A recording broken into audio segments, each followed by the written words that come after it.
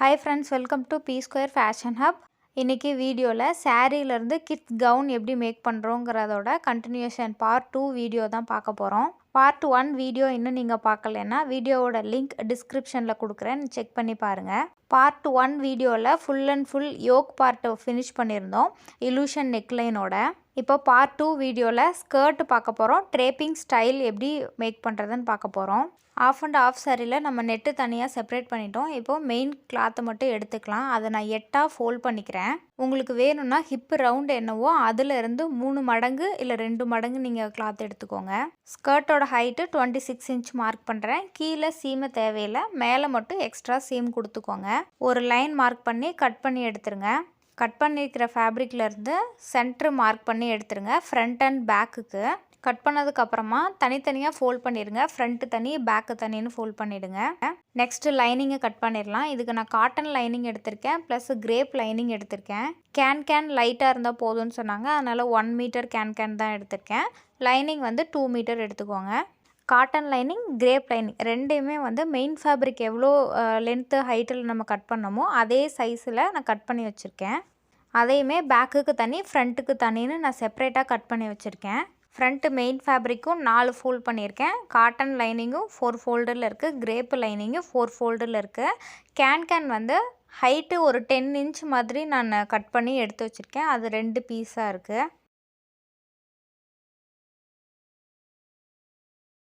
First நான் cotton lining எடுக்கிறேன். அதில் பாட்டம் வந்து நான் 1/2 இன்ச்சு ஃபோல்ட் பண்ணி ஸ்டிச் பண்ணிக்கிறேன். நெக்ஸ்ட்டு கேன் வந்து அட்டாச் பண்ண போகிறோம். அதுக்காக பாட்டம் லைன்லேருந்து ஒரு 10 இன்ச் மார்க் பண்ணி கேன் எந்த ஹைட் இருக்கோ அந்த ஹைட்டில் மார்க் பண்ணிவிட்டு ஒரு லைன் போட்டுக்கோங்க. அது லைன் மேலே இப்போ நம்ம ஸ்டிச் பண்ணிக்கலாம். கேனை நார்மல் ப்ளீட்டு கொடுக்குற மாதிரி ஒவ்வொரு ப்ளீட்டாக கொடுத்து நான் ஸ்டிச் பண்ணுறேன். அவங்களுக்கு கேன் மைல்டாக போதும்னு சொன்னதுனால நார்மலான லென்த்தியாக ப்ளீட்டு தான் கொடுக்குறேன். சப்போஸ் அவங்க டீப்பாக வேணும்னு கேட்டிருந்தாங்கன்னா இன்னும் நம்ம ஹெவியாக கேனை ஃபோல்ட் பண்ணி ஸ்டிச் பண்ணலாம்.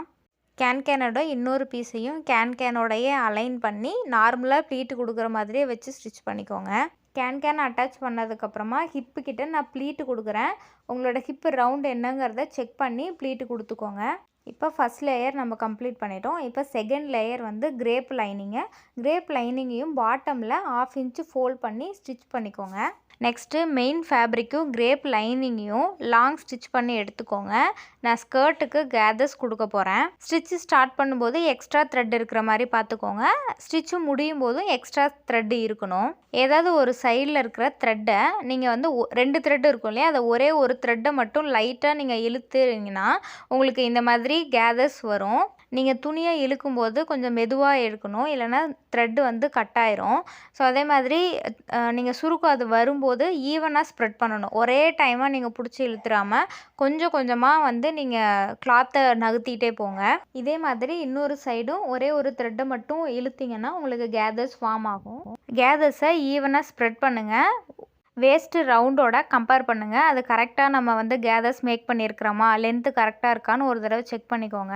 அதுக்கப்புறம் ஒரு டாப் ஸ்டிச் எப்பயும் போல் நம்ம நார்மலாக ஸ்டிச் பண்ணுவோம் இல்லையா, அது மாதிரி ஒரு டாப் ஸ்டிச் போட்டுக்கோங்க. ஏன்னா கேதர்ஸ் வந்து திரும்ப உங்களுக்கு லூஸ் ஆகாமல் இருக்கிறதுக்காக.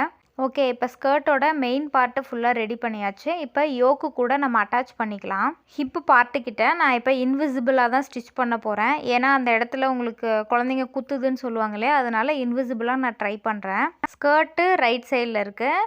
நீங்கள் டாப்பு வந்து ராங் சைடாக வச்சுருக்கேன். அப்புறம் காட்டன் லைனிங்கையும் வந்து நம்ம பார்க்கும்போது ரைட் சைடாக இருக்கிற மாதிரி வச்சு அலைன் பண்ணிக்கோங்க.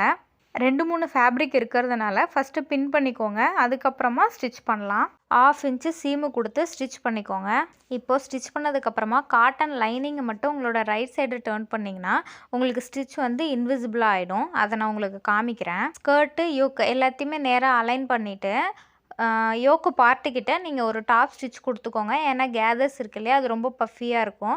ஸோ ஒரு டாப் ஸ்டிச் கொடுக்கும்போது உங்களுக்கு நீட் ஃபினிஷிங் கிடைக்கும். ஸ்டிச் பண்ணும்போதுமே கேதர்ஸ் வந்து ப்ராப்பராக அலைன் பண்ணி ஸ்டிச் பண்ணுங்கள். அப்போ தான் இன்னும் ஈவனாக உங்களுக்கு கேதர்ஸ் வந்து தெரியும். யோக்கு கிட்ட இன்விசிபிள் சீம் சொன்னேன் இல்லையா, நீங்கள் பேக் சைடாக டேர்ன் பண்ணால் உங்களுக்கு இந்த மாதிரி தான் இன்விசிபிளாக இருக்கும். யோக்கையும் ஸ்கர்ட் பார்ட்டையும் நம்ம அட்டாச் பண்ணிட்டோம். இப்போ வந்து சைடு அட்டாச் பண்ணிக்கலாம். நான் ராங் சைடாக டேர்ன் பண்ணி ரைட் வச்சு 1 இன்ச் இல்லைன்னா 1.5 இன்ச்சு சீமில் ஸ்லீவ்லேருந்து ஸ்கர்ட்டோட எண்டு வரைக்கும் ஸ்டிச் பண்ணிக்கோங்க.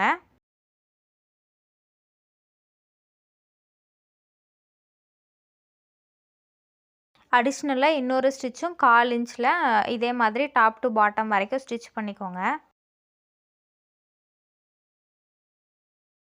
பேக் சைடில் ரோப்பு ஸ்டிச் பண்ணிக்கலாம்.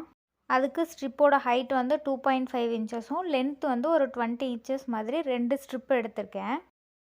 ராங் சைடாக 2ஆக ஃபோல்ட் பண்ணிக்கோங்க. கிராஸாக ஒரு லைன் போட்டு 1/4 இன்ச்சில் ஒரு ஸ்ட்ரைட் லைன் மார்க் பண்ணிக்கிறேன். இன்னொரு எண்டில் ஒரு ஃபோல்ட் பண்ணி ராங் சைட்லேயே ஒரு ஃபோல்ட் பண்ணி ஸ்டிச் பண்ணிக்கிறேன். ஒரு சைடில் கிராஸாக லைன் போட்டிருந்தோம் இல்லையா, அங்கேருந்து 1/4 இன்ச்சில் ஸ்டிச் பண்ணிக்கோங்க. கிராஸாக ஸ்டிச் பண்ணோம் இல்லையா, அந்த இடத்துல இருக்க எக்ஸ்ட்ரா ஃபேப்ரிக்கை ட்ரிம் பண்ணி எடுத்துடலாம்.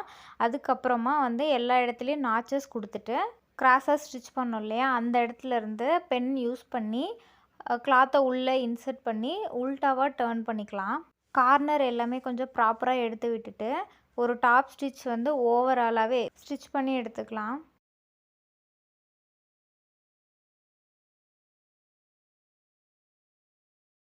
ரொம்ப நீட்டாக 2 ஸ்ட்ரிப் உங்களுக்கு ரெடி ஆகிடும். இதுக்கப்புறமா இதை வந்து நம்ம ட்ரெஸ்ஸில் அட்டாச் பண்ணிக்கலாம்.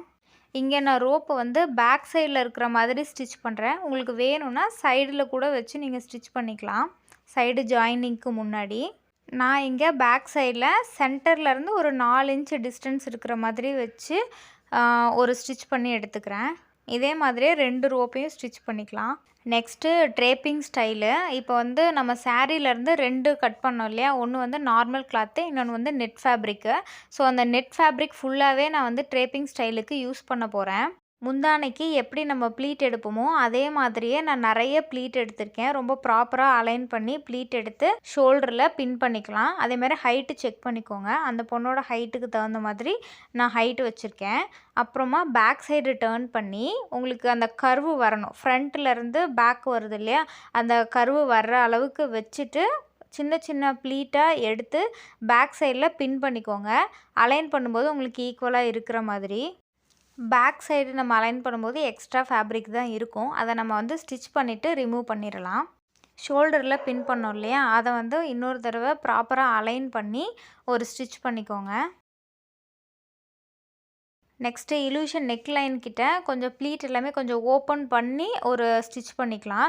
ஷோல்டர் ஸ்டிச் பண்ண பிளேஸ்லேருந்து ஒரு 3 இன்ச் இல்லை 4 இன்ச்சில் உங்களுக்கு ஸ்டிச் பண்ணால் கரெக்டாக இருக்கும். பேக் சைட்லேயும் ப்ளீட் நம்ம கொடுத்துருந்தோம்ல, அந்த ப்ளீட்டுக்கும் நம்ம வந்து ஒரு ஸ்டிச் பண்ணி எடுத்துக்கலாம்.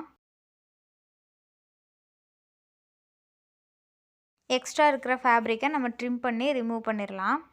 இப்போது ட்ரேப்பிங் ஸ்டைலோட ஷாலை மட்டும் நம்ம தனியாக ரெடி பண்ணிட்டோம். இப்போ ட்ரெஸ்ஸோடு நம்ம வச்சு ஸ்டிச் பண்ணிக்கலாம். இப்போ ஷோல்டர் எங்கே அலைன் ஆகணுமோ அந்த இடத்துல பின் பண்ணி வச்சுக்கோங்க. அதே மாதிரி பேக் சைடில் நம்ம ப்ளீட் கொடுத்துருக்கோம் இல்லையா, அங்கேயும் நமக்கு எங்கே வரணுமோ அங்கே வச்சு ஒரு பின் பண்ணிக்கோங்க. ஓகே, இப்போ நம்ம ப்ராப்பராக ட்ரேப்பிங் ஸ்டைலில் எங்கே எது அலைன் ஆகணும்னு வந்து பின் பண்ணி வச்சுட்டோம். இப்போ ஜஸ்ட் அந்தந்த இடத்துல ஒரு ஸ்டிச் பண்ணி எடுத்துக்கலாம். ஃபஸ்ட்டு ஷோல்டரில் ஒரு ஸ்டிச் பண்ணிக்கோங்க. அதுக்கப்புறம் 3 இன்ச்சுக்கு கீழே இலூஷன் லைன் கிராஸ் ஆகுது இல்லையா, அந்த இடத்துல ஒரு ஸ்டிச் பண்ணிக்கோங்க. அப்படியே பேக் சைடு டர்ன் பண்ணி அங்கேயும் ஒரு ஸ்டிச் பண்ணிக்கோங்க. உங்களுக்கு கிளாத் வந்து ரொம்ப மொத்தமாக இருக்குது, ஸ்டிச் பண்ண முடியலன்னா நீங்கள் எம்மிங் கூட யூஸ் பண்ணிக்கலாம். Finally draping style kids gown நம்ம கம்ப்ளீட் பண்ணிட்டோம். இது வந்து ட்ரே பண்ணுறதுக்கு முன்னாடி ட்ரெஸ்ஸு. கஸ்டமர் வந்து இது ட்ரேப்பிங் ஸ்டைல் வந்து டிட்டாச்சபிளாக வேண்டான்னு சொல்லிட்டாங்க. ஸோ அதனால நான் வந்து ஸ்டிச் பண்ணிட்டேன். உங்களுக்கு வேணும்னா நீங்கள் டிட்டாச்சபிளாகவும் யூஸ் பண்ணிக்கலாம். ஸ்டிச் பண்ணுறதுக்கு பதிலாக பட்டன் இல்லை ஹூக் வச்சுக்கலாம். ஐ திங்க் இந்த வீடியோ உங்களுக்கு பிடிச்சிருக்குன்னு நினைக்கிறேன். அப்படி பிடிச்சிருந்ததுன்னா இந்த வீடியோவை லைக் பண்ணி என்னோடய சேனலை சப்ஸ்கிரைப் பண்ணிக்கோங்க. தேங்க்ஸ் ஃபார் வாட்சிங்.